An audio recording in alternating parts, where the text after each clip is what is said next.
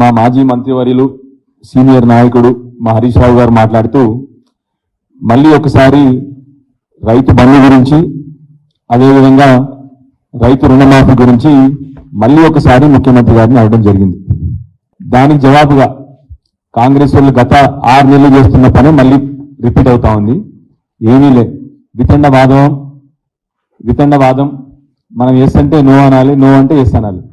నిన్న మాట్లాడుతూ మా పక్కన మా వెమ్లవాడ కాన్స్టిట్యున్సీ ఎమ్మెల్యే విప్ ఆది శ్రీనివాస్ గారు మాట్లాడుతూ పెద్ద పెద్ద మాటలు.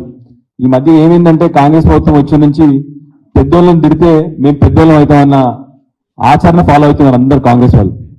హరీష్ రావు గారు పట్టుకొని హరీష్ రావుకి పని లేదు, మామ దగ్గర పోయి కూర్చోపో, నువ్వు మామని అడుగు, ఇట్లాంటి పదజాలంతో మాట్లాడుతూ ఉన్నారు. ఆది శ్రీనివాస్ గారు దయచేసి మిమ్మల్ని ఒక రిక్వెస్ట్ చేస్తా ఉన్నాను.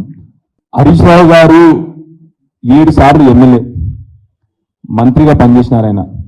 ఆయన 24 గంటలు హార్డ్ వర్కింగ్ నాయకుడు ఎవరైనా ఉన్నారు ఈ మన రాష్ట్రంలో అంటే హరీష్ రావు గారు అని అందరూ చెప్తారు.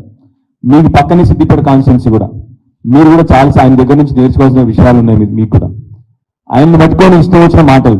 హరీష్ గారు ఏమన్నారు? రుణమాఫీ ఎక్కడ, రైతు బంధు ఏమైంది?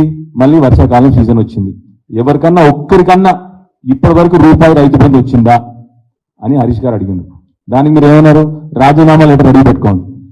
హరీష్ రావు కాదు, మీరు వాగ్దానం చేసిన 13 హామీలు, 100 రోజుల్లో చేస్తామన్న 13 హామీలు మీరు కనీసం ఆగస్టు 15 వరకు చేయండి. 13 హామీలు, 6 గ్యారంటీలు, అది చేయండి. హరీష్ రావు గారు కాదు, మేమున్న 39 మంది ఎమ్మెల్యేలు కూడా రాజీనామా చేస్తాం. అంత నిక్కచ్చిగా చెప్తా ఉన్నాము. మాటలు మాట్లాడడం కాదు, పని చేసి చూపెట్టండి దయచేసి మీరు.